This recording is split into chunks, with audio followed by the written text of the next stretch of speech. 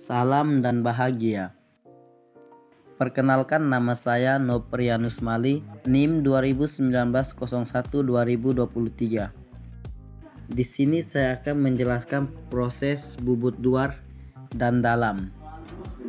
Proses bubut luar, marketile atau darling, merupakan proses pembubutan luar atau pembubutan silindris yang bertujuan untuk membuat profil pada permukaan benda kerja. Tujuan melakukan kartel atau darling adalah membuat rigi-rigi pada benda kerja yang berfungsi sebagai pemegang agar benda kerja tidak licin. Jenis pekerjaan pembubutan perkertilan dilakukan dengan menggunakan alat potong jenis khusus yang berupa sepanjang roda karter yang berukuran standar. Roda karter tersebut dipasang pada tulpus dan kedudukannya diatur setinggi senter benda kerja. Benda kerja dicekam pada senter kepala tetap dan sebaiknya juga didukung menggunakan senter kepala lepas. Bagian kedua, proses bubut dalam atau biasa disebut juga dengan pembubutan diameter dalam atau buring. Pembubutan diameter dalam atau juga disebut pembubutan dalam adalah proses memperbesar diameter lubang pada benda kerja melalui pemotongan pada mesin bubut yang sebelumnya dilakukan proses pengeboran. Pembubutan dalam pada dasarnya sama dengan pembubutan rata, namun pada bagian dalam diameter alat potong dalam adalah menggunakan diameter pada potong yang biasa digunakan ISO 8 dan ISO 9. Perkenalkan, saya Muhammad Setiawan, NIM 2001-2002 dari kelompok 2A, kelas teknik industri A. Di sini saya akan menjelaskan tentang proses undercut. Undercut atau alur pada benda kerja dibuat dengan tujuan untuk memberi kelonggaran ketika memasangkan dua buah elemen mesin, membuat baut dapat bergerak penuh, dan memberi jarak bebas pada proses gerinda terhadap suatu poros. Dimensi alur ditentukan berdasarkan dimensi benda kerja dan fungsi dari alur tersebut.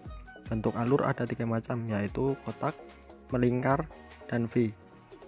Untuk bentuk-bentuk undercut tersebut, pahat yang digunakan diasah dengan mesin gerinda disesuaikan dengan bentuk alur yang akan dibuat. Kecepatan potong yang digunakan ketika membuat alur sebaiknya setengah dari kecepatan potong bubut rata. Hal tersebut dilakukan karena bidang potong proses pengaluran relatif lebar. Beberapa petunjuk penting yang harus diperhatikan ketika melakukan pembuatan alur atau proses pemotongan benda kerja adalah: 1. Cairan pendingin diberikan sebanyak mungkin. 2. Ujung pahat diatur pada sumbu benda kerja. 3. Posisi pahat atau pemegang pahat tepat 90 derajat terhadap sumbu benda kerja. 4. Panjang pemegang pahat atau pahat yang menonjol ke arah benda kerja sependek mungkin agar pahat atau benda kerja tidak bergetar. 5. Dipilih batang pahat yang terbesar. 6. Kecepatan potong dikurangi 50% dari kecepatan potong bubut rata. 7. Gerak makan dikurangi 20% dari gerak makan bubut rata. 8. Untuk alur aksial, penyayatan pertama dimulai dari diameter terbesar untuk mencegah berhentinya pembuangan bram. Salam dan bahagia. Perkenalkan, nama saya Prayogo Trihandono, NIM 2020012015, Teknik Industri kelas A. Di sini saya akan menyampaikan cara pembuatan ulir dalam dan ulir luar menggunakan mesin bubut. Langkah-langkah pembubutan ulir luar. Yang pertama, siapkan gambar kerja dan pahami dimensi-dimensi sesuai dengan permintaan gambar kerja.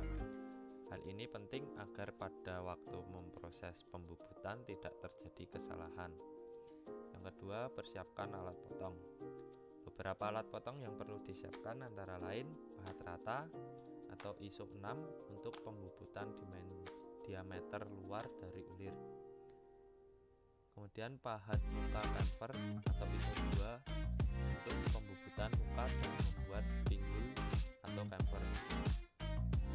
Ketiga, pahat alur atau ISO 7 untuk pembubutan alur pembebas pada waktu penguliran. Yang keempat, pahat ulir metris untuk pembubutan ulir. Setelah mempersiapkan alat potong, kemudian kita mulai membubut diameter mayor untuk ulir luar.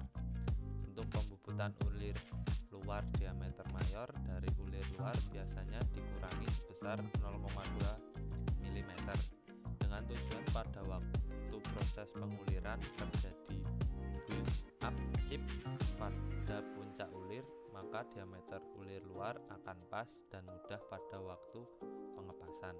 Misalnya pembubutan ulir M10, maka sebelum dilakukan penguliran, diameter yang dibubut adalah 9,8 mm.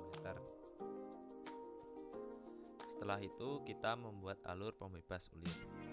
Alur pembebas atau undercut perlu dibuat agar pada waktu penguliran pahat tidak menabrak pada bagian pojok atau siku pada pembubutan ulir dengan diameter bertingkat, dan agar pada waktu pengepasan bisa mepet dengan bagian pojok atau siku. Kemudian kita mengatur jarak puncak atau pitch yang diinginkan. Aturlah pitch sesuai dengan tuntutan gambar dengan cara melihat tablet otomatis ulir dan memperluas roda gigi pada cockpit sesuai dengan tabel. Setelah itu kita melakukan pengecekan kesesuaian jarak. Untuk mengecek kesesuaian jarak puncak ulir, maka dilakukan pembubutan ulir dengan kedalaman setipis mungkin dan kemudian dicek dengan mal ulir atau pitch gauge. Setelah itu kita melakukan proses pembubutan ulir. Setelah sesuai, maka pembubutan ulir dapat dilakukan dengan penambahan kedalaman 0,1 setiap penyayatan. Untuk proses finishing, penambahan kedalaman sebesar 0,02 mm dan dilakukan sebanyak 2 hingga 3 kali penyayatan pada kedalaman yang sama. Setelah selesai, kemudian cek dengan mur atau ring treat gauge.